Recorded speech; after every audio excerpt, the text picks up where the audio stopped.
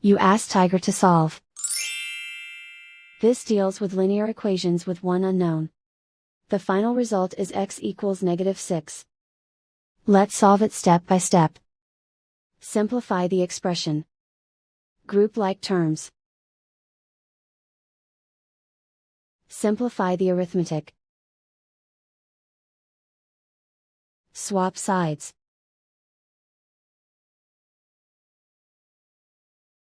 Group all constants on the right side of the equation. Add 5 to both sides. Simplify the arithmetic.